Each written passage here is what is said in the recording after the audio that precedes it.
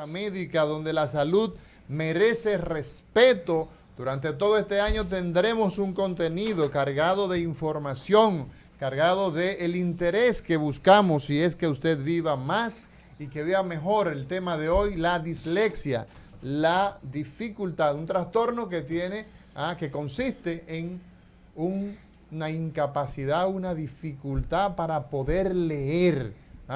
Entonces, Mariñez, tú dices que hay personas que son brillantes, que son sumamente inteligentes, que tienen capacidad de oratoria, que tienen, óyeme, y sin embargo, pacientes que tienen dificultad para leer, y eso se conoce como dislexia. ¿Eso es así? Me parece, sí.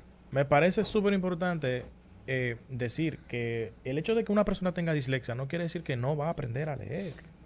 Es que se le dificulta. Exacto. Que requiere mayor apoyo, requiere una mayor inversión de tiempo, ¿verdad? Va a necesitar terapia, va a necesitar un apoyo personalizado de su profesor, pero aprende a leer. Se corrige entonces se mitiga, digamos, el efecto.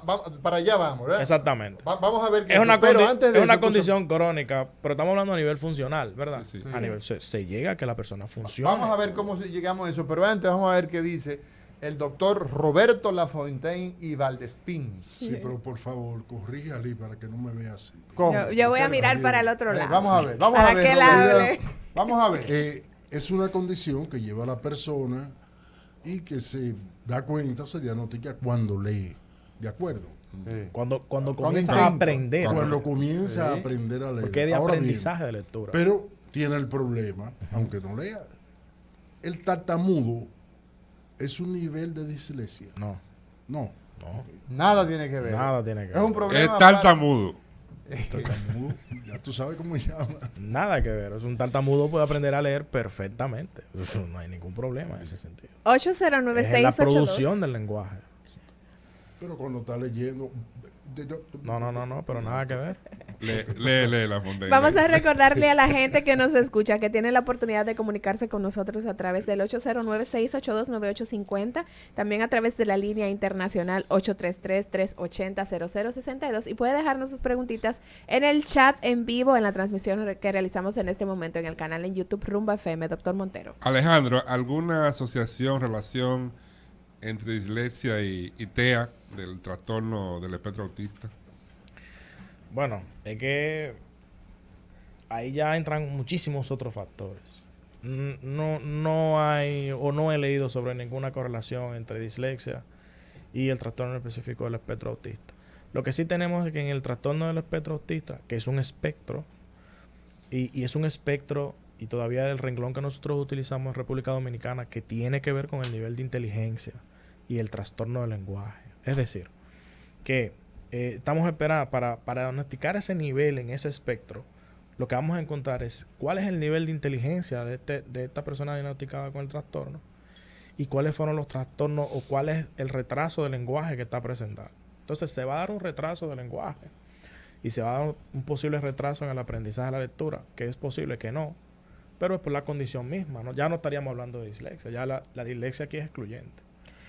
Mariñez, ¿cómo o por qué llega una persona hasta la adultez sin un diagnóstico? ¿Y qué se hace cuando se diagnostica la dislexia en esa etapa de la vida, ya cuando una persona es adulta? ¿Cómo se trata a ese paciente? Yo no te sabría decir exactamente cómo un niño puede pasar por el sistema escolar y llegar a la adultez con esa dificultad, sin haber sido claro. diagnosticado. Supongo que tiene que ver por el nivel de ¿De la escuela? No, el nivel de la dislexia. De la dislexia. Sí, porque sea una situación muy leve. Y autodiagnóstico. Exactamente. Y autodiagnóstico si es fonémico, por ejemplo, se van a dar cuenta de una vez, porque el niño se va a mantener alterando los fonemas, ¿verdad? Sí.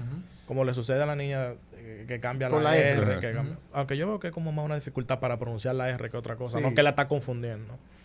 No creo que sea dislexia. Pero si es fonémico, si es silábico, se van a dar cuenta de una vez. Sí. Pero si es a nivel de palabras o a nivel de texto, vamos a ver. Porque hay que entender cómo funciona la dislexia. Recuerden que el cerebro no viene con una habilidad para aprender a leer. De hecho, la lectura es una construcción social. Exactamente. O sea, mientras que el ser humano, qué sé yo, los primeros escritos, La Fontaine, a ti que te gusta vivir leyendo, los primeros escritos, Los jeroglíficos son 5.000 años. Exactamente. La lectura probablemente tú tienes de 3.000 años para acá como una actividad. Por lo tanto, tú tienes que el cerebro humano tiene, digamos, 3 zonas. 3 zonas que son diseñadas para eso. A nivel frontal, ¿ah? En la segunda circunvolución. O sea, eso es como un barrio. Dentro de un barrio tú tienes una pequeña manzana, que esa manzana, la vamos a llamar la segunda circunvolución, la frontal media. En ese territorio ahí hay una estructura dedicada a la parte motora de la electrónica. Pero tú tienes entonces el lóbulo parietal, que es un lóbulo que está por encima de la oreja, vamos a decir, por encima de la oreja, más arriba de la oreja. Ahí está, que también tiene que ver con la lectura, pero en este caso de la decodificación, de la interpretación. Con el lóbulo frontal tú eres capaz de producir el acto motor. Del habla. Caramba. ¿Ah? De leer desde el punto de vista motor, con tu boca. Pero entender eso ocurre en el lóbulo parietal. Pero tienes en el lóbulo occipital una zona que tiene que ver entonces con la decodificación visual. O sea, que el cerebro no está diseñado per se para la lectura. Hemos tenido que construir esa acción. Toma distintas habilidades y la conjuga. Y la conjuga en un acto que es la lectura. Porque la lectura es un proceso. La lectura nosotros lo vemos como algo sencillo, pero cuando vamos a nivel cerebral, como bien ha dicho el doctor, es algo complejo. Y un cableado sumamente intrincado. Y fíjense lo que toma. Nosotros aprendemos a hablar de manera... Y todo eso en el hemisferio izquierdo. Sí, o sea, correcto. Pero nosotros aprendemos a hablar de forma innata, de forma natural. Tú estás en una selva y tú escuchas a los animales de la selva, las aves, y tú, producto de eso, de esos sonidos, tú produces esos mismos sonidos de manera instintiva, innata. Pero la lectura no. La lectura es una construcción. Ahí comenzamos a hablar de neuronas espejo y el niño repitiendo sonidos. Pero vamos a aterrizar para que la gente lo entienda. Sí. Adelante. Entonces, lo que quería decir era que recordemos que, como bien decía el doctor, el lenguaje, la lectura no es una habilidad innata del cerebro, sino que se conjugan una serie de habilidades que al cerebro se le hace fácil. Aprender a leer es algo que no es difícil. Ahora, se dan unas alteraciones en el nivel funcional de estas áreas mencionadas por el doctor que le impiden a esta persona aprender a leer. Entonces, volviendo a la pregunta de Liz, ¿cómo pasa ese niño? Yo no te puedo decir. Porque entiendo que si tiene una dificultad en el aprendizaje, ahora, hay muchos niños que tienen distintos tipos de dificultades y como quiera pasan por el filtro escolar. Porque hay niños que tienen dificultades con la matemática, la pasan con mala nota, hacen un gran esfuerzo, la pasan y así van pasando por el sistema. Entonces llegan a la adultez. Lo que sucede con el sistema educativo dominicano es que se apoya mucho en la lectura. Es un sistema que está totalmente apoyado en la lectura. Sí. Y por eso yo entiendo que se hace evidente cuando el niño no puede aprender a leer. Entonces, Mariñez, usted decía en una de sus intervenciones de que tener un niño con dislexia no quiere decir que no va a aprender a leer. ¿Cuál es el tratamiento que se da luego de ese diagnóstico? Las técnicas educativas que se utilizan para que ese niño aprenda a leer y pueda superar esta dificultad. Claro que sí, la dislexia se trata y la dislexia se trata de manera efectiva. O sea, que se logra que el niño aprenda a hablar, sobre todo, y si vamos a nivel cerebral, involucrando áreas del hemisferio derecho del cerebro, que tienen problemas a nivel del hemisferio izquierdo, pero si involucramos el hemisferio derecho, aprende a leer y aprende a leer bien, pero requiere más, requiere mayor repetición, requiere algo más personalizado, requiere terapia, y en esa terapia donde vamos a identificar, porque ya hicimos una buena evaluación e identificamos cuál es el nivel de la dislexia, y si es realmente dislexia, ya la identificamos, entonces se procede con un proceso de terapia que yo entiendo que sí, que eso se encuentra efectivo. Las técnicas para estudiar contribuirían a eso, y tú pudieras mencionar alguna para que el público más o menos se entere de que existen instrumentos. Desde luego que sí. Si usted trabaja de la mano con el psicólogo, con la psicóloga del niño, le van a aportar herramientas, por lo menos yo lo hago así. de que no solamente es lo que se trabaja en la Pero casa, menciona en el... alguna, o tú tienes miedo de que te la copien. Y No, no, nada que... De hecho, a mí me La gusta... Fontaine. Yo soy mucho de software libre y de la libertad de información. A mí eso no me afecta en lo absoluto. Al contrario, me ayuda. Porque me ayuda a ir a realmente los casos que puedo ayudar. Claro. Y esos casos que se pueden trabajar en la casa, se trabajan en la casa. Entonces, usted escribe en Google, por ejemplo, cómo trabajar la dislexia a nivel fonémico. Y te salen un montón de ejercicios que se pueden hacer en el hogar. Yo se lo digo así mismo. Yo lo que sí le dirijo a la persona cómo va a trabajarlo. Porque, como había mencionado anteriormente, si es un problema a nivel fonémico, no te vayas a trabajar palabras. Tienes que trabajarlo a nivel de fonema. Pero entonces, a la madre, al padre, le digo, mire, si hacemos esto, esto y esto en la casa, lo vamos a ayudar. Por ejemplo, copia de trazos. Poner trazos complejos en Google. Ejercicio de trazos sencillos o complejos. Que el niño comience a copiar una figura en una hoja en blanco. Que la vea y la copie. Y que luego tenga que recordar que la copió. Póngale una figura cualquiera, que la copie, sea sencilla. Y luego que en 20 minutos lo haga de memoria. Ya estamos estimulando áreas que tienen que ver con eso. Ok. Bueno, mira, yo pienso, Mariñez, que nosotros tenemos la oportunidad de ver todos estos aspectos, un tema más holístico. Y tenemos en línea desde Pediatría 2000 en la ciudad de Nueva York al doctor Juan Tapia Mendoza, que es un colaborador habitual de Cátedra Médica. Muy buenos días, doctor Juan Tapia Mendoza, y feliz año nuevo para usted y para toda la gente que trabaja en Pediatría 2000.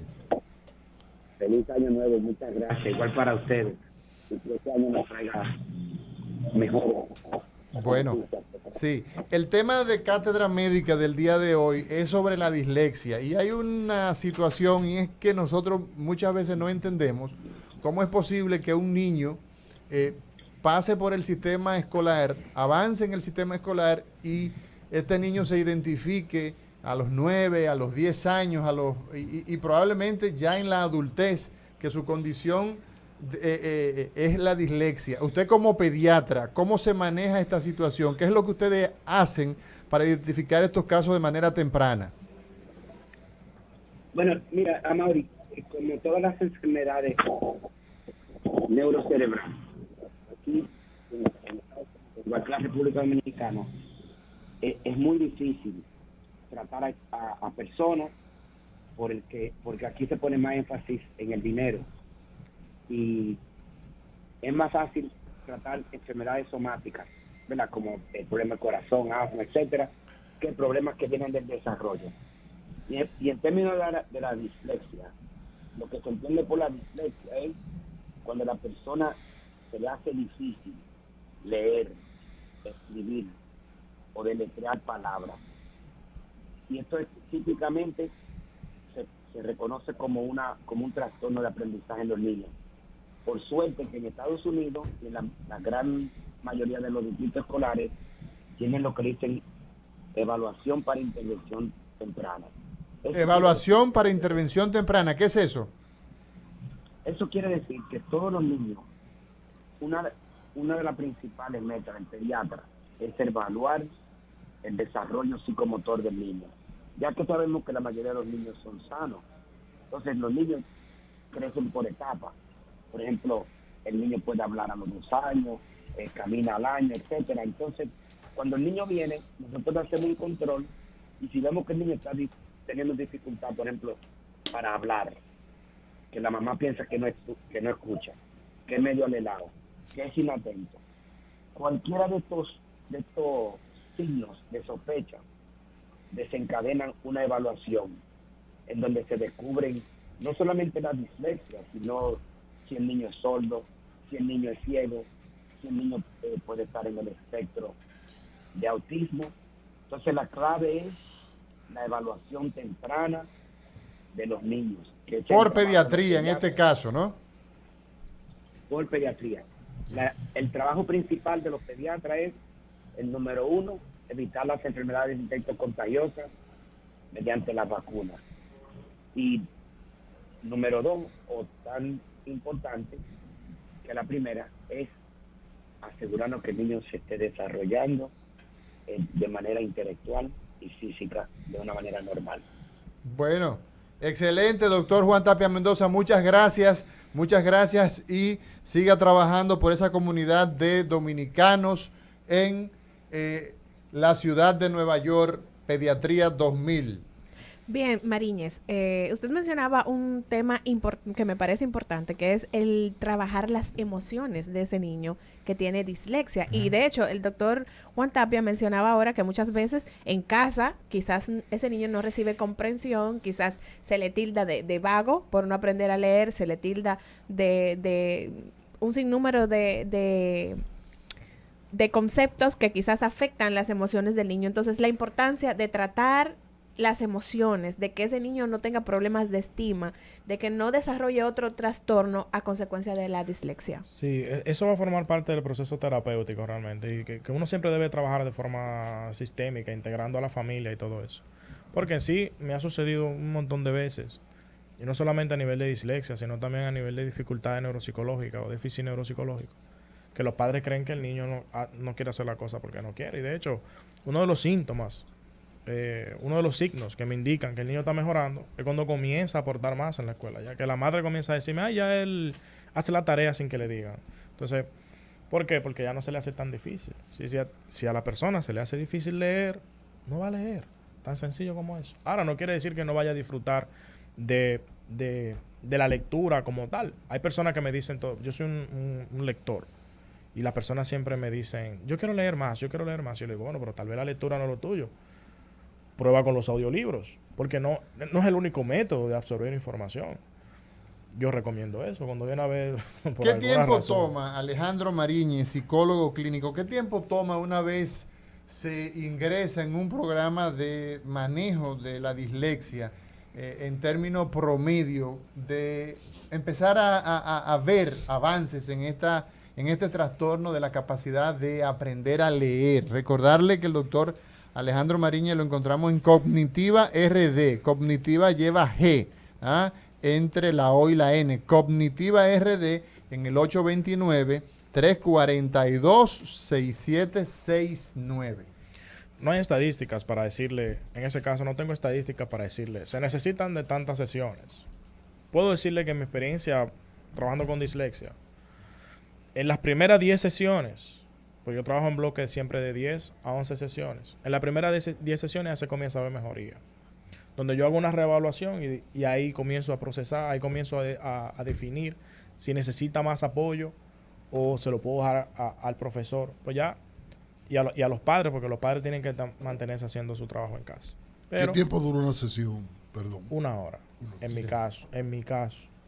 Una que eso varía. Hay psicólogos que trabajan media, 45. Yo trabajo siempre una hora, 55 minutos. Entonces, yo trabajo con el niño, vamos a decir, 10 sesiones. Y en una 11ª sesión hago una reevaluación para ver cómo ha ido mejorando. También utilizando los reportes que me llegan de la escuela y los reportes que me llegan de los padres. Ahí decido si le doy más o no. ¿Quién es el principal referidor? ¿Coincide con el doctor Juan Tapia? No realmente. ¿Es el pediatra? No. No realmente. ¿El profesor entonces? No realmente, es el profesor. ¿Qué recomendación Esa es la realidad. La realidad de la República Dominicana es que es el profesor, la profesora que identifica que hay un problema. ¿Qué recomendación A tú veces, darías, Alejandro, entonces a nuestros maestros de nuestras escuelas para que puedan hacer algún tipo de práctica, algún diagnóstico? Y bueno, y a los pediatras, pero a los maestros. Vamos con los maestros. Me parece muy interesante y no sé, tendríamos que ver con pediatría si ellos lo hacen aquí, que cuando vienen a ver lo hacen. Que aparentemente, y según entendí, no sé si entendí mal, los mismos pediatras pasan este tipo de pruebas que se utilizan para identificar habilidades de lectura y de escritura, que a mí siempre me ha parecido que son más utilizadas por los psicólogos, pero no veo por qué la escuela no pueda tener, que tienen psicólogos escolares, un psicólogo que esté preparado para aplicar estas pruebas que son específicas de habilidades de lectura y pueda identificar si hay un problema o no.